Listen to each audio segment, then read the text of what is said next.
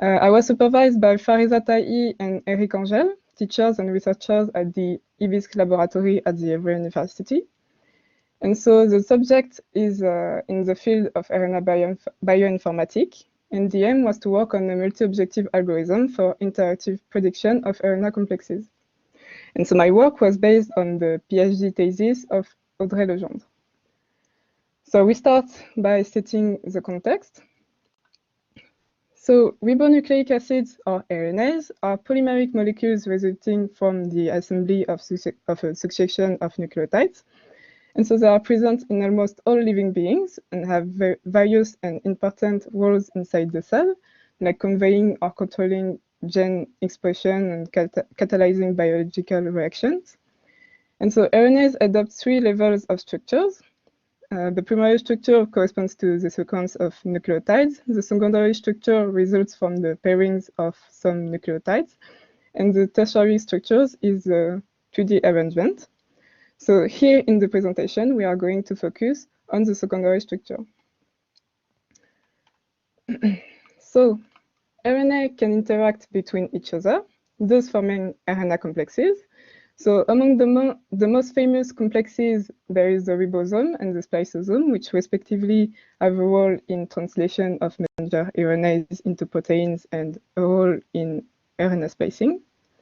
And so the aim of our work is to determine RNA complexes' secondary structures, because knowing the secondary structures of RNAs give a huge hint about the function. So there are many experimental methods to determine secondary structures, but it is tedious and expensive. So that's why we turn instead to in silico prediction. So there are many methods of prediction of RNA secondary structures. In all cases, it is a question of finding an optimal structure which may be the real one. So there are several challenges to overcome in RNA secondary structure prediction. Among them, pseudoknot prediction. So a pseudoknot is a structural motif which results from the pairing of nucleotides of a loop with nucleotides located outside of loop. And so there are several types of pseudoknots and are difficult to predict, but play important roles in many mechanisms in the cell. So that's why it is important to predict them. Return several solution, which is important as well, because a structure predicted as an optimal solution is not necessarily the real structure. And given the environment, RNA can adopt several different conformations. Guide the prediction. So to get the prediction, we can integrate probing data. They provide indications on the paired nature or not of the RNA nucleotides. And so so those are useful to improve the prediction. And we can also integrate user constraints on the RNA structures.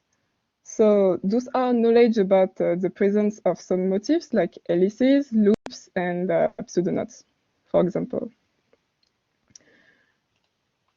In the literature, there are only 4 tools to predict complexes with at least 3 RNAs. So multi-RNA-fold, NuPac, Nanofolder, and RCPred. And so as you can see in this table, only RCPred is able to predict both pseudoknots and several solutions, which are important aspects, as I said earlier.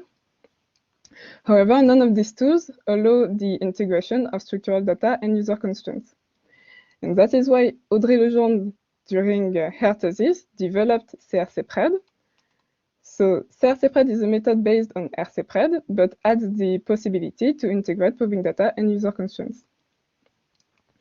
So now I'm going to present CRCPred. So CRCPred was developed for RNA complexes prediction. So it takes advantage of the numerous prediction tools which already exist. So in one hand, several tools for single RNA secondary structure, and in the other hand, several tools for RNA-RNA interactions. And they are used upstream of CRCPred on RNA sequences that may form a complex. So then the predicted structures and interactions are used as inputs in CRCPred. And if there are any probing data or user constraints, they are used as inputs too. So CRC-Pred can then start to search for the best combinations of the structures and interactions, and thus return several structures of RNA complexes. An important aspect of the tools of CRC-Pred is the interactivity.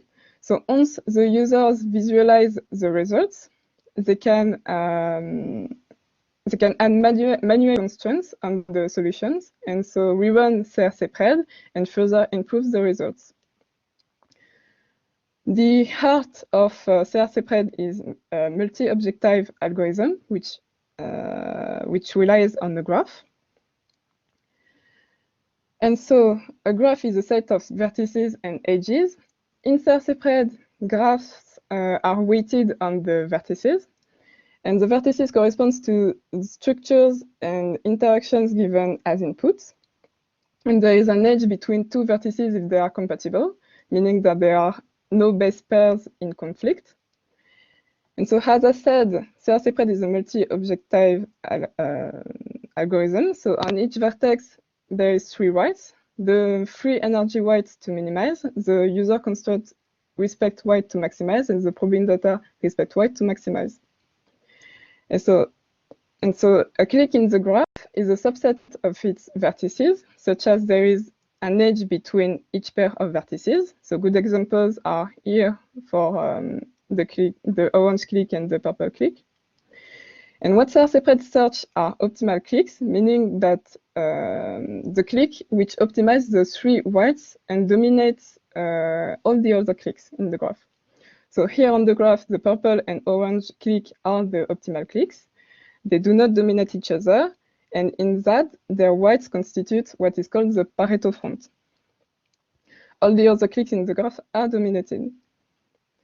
So in CRC-Pred, the clicks in the graphs represent complexes. And so by searching optimal clicks, the aim is to retrieve complexes structures which correspond to the real conformations, or at least which are similar. Finding the clicks in the graph is NP hard. So we use a heuristic in CRC-Pred, and this heuristic is based on the breakout local search algorithm. Now let us move on to the presentation of our results. So to evaluate CRC-Pred, we use the dataset composed of 90 RNA complexes from the RNA-Strand database. As I already mentioned, tools for predicting secondary structures of each RNA and for predicting interactions between each RNA pairs are used upstream of CRC-Pred. So we choose to use tools able to return several solutions. So for secondary structures, we use BioCup, PECIS, and RNA-Subopt. And for RNA-RNA interactions, we use InterRNA, RNAplex, and RNA-Subopt. To evaluate the integration of probing data, we needed probing data. And so it's really difficult to find experimental probing data on RNA complexes. So we choose to predict them. And we used the tool Shaker, which is based on the machine learning approach and which trained on experimental shape data. To measure the quality of complexes, we choose to use the MCC measure. So it varies between -1 and 1, and a complex with a MCC of 1 is a complex which has exactly the same structure as the reference. So we first choose to evaluate our approach and the heuristic in CRC-Pred. Our approach assumes that the closer a click is from the Pareto front, the closer the corresponding complex structure is from the real structure. So to evaluate this assumption and also to evaluate the capacity of the heuristic to find clicks close to the exact Pareto front, we decided to adopt an exhaustive approach when it was computationally possible. And so we enumerated the set of clicks in the graph generated by CRC-Pred for 40 out of the 90 complexes in the dataset. And so here you can see the results for one complex. The x-axis is for the opposite of free energy, and the y-axis is for the probing score. The dashed line corresponds to the exact Pareto front. Each point corresponds to the weights of one or several cliques in the graph, and they are colored in function of the average MCC of the corresponding complexes. Green indicates really good MCC, and as we can see here, there is much more green when getting closer to the exact Pareto font. The stars correspond to the cliques for which the complexes have a MCC of 1, meaning it's the same as the reference. And here we can see that the stars are either close to or on the exact Pareto font. So those results confirm the assumption. And the crosses correspond to the set of weights of the cliques predicted by the heuristic used in CRC-PRED. And here we can see that the predicted cliques are either close or on the Pareto front, which indicates good performances for the heuristic. Now we move on the evaluation of the probing data objective. So here you can see the results of the comparisons of CRC-PRED without probing data in light blue and with probing data in dark blue. The x-axis corresponds to the complexes of the dataset, while the y-axis corresponds to the average maximum MCC over 100 executions. And so the dashed lines show the average on all the datasets. We can clearly see that with probing data, CRC-PRED has better results than CRC-PRED without probing data. For the evaluation of the user constraints objective, we show the example for one complex. So we used a good constraint A, which is in the reference structure, and two bad constraints B and C, which are not in the reference structure.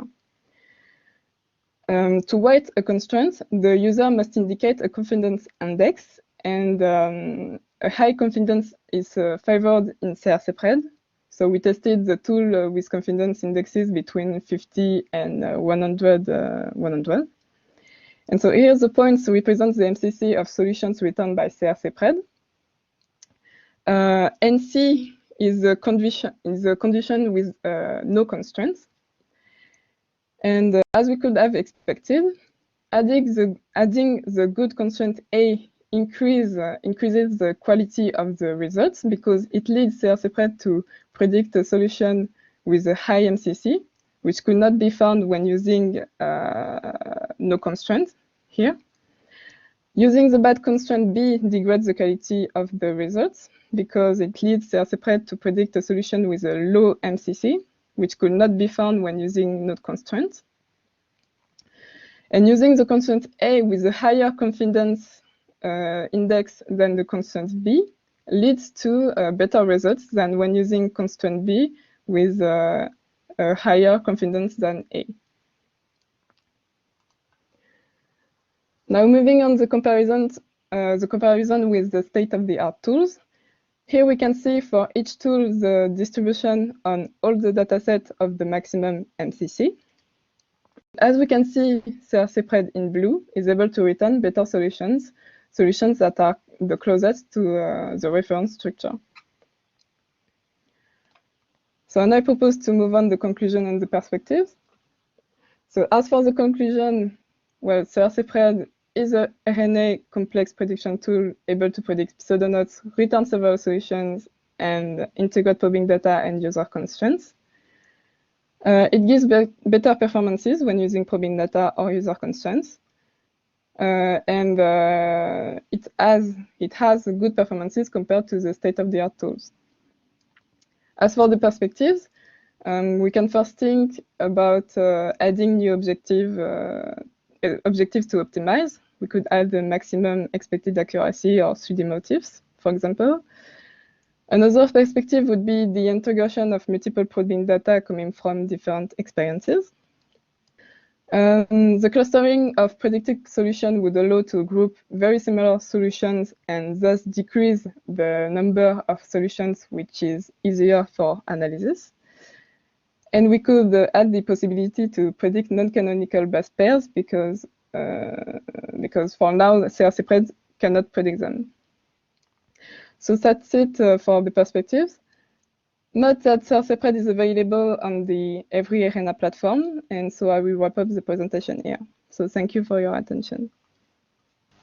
So yeah, thank you for this great presentation. So we have a little time for questions. So maybe it's not a great question because I'm really not familiar with your line of work. But so user constraint seems to be very important in your framework. So my question is just why do you need do you have such need for user constraint when you try to predict these RNA structures? Well, it's because sometimes users have knowledge about they have knowledge about the RNA they want to predict the structure from, and so if they know that this nucleotides pairs with this nucleotides, well, we had the possibility for them to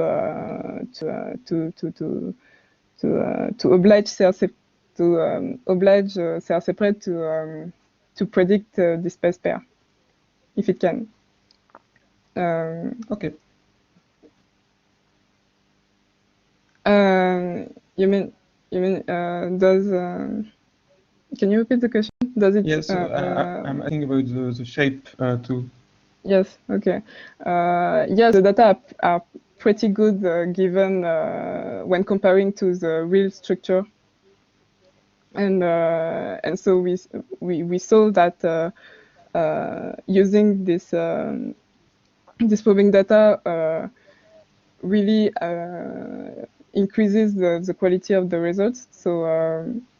So I would say yes, it's pretty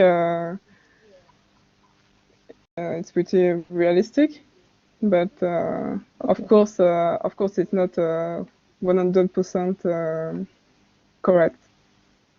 Even experimental data are not 100% correct. So. Okay. All right. Okay. So thank you very much for your answers and for your presentation. Thank you.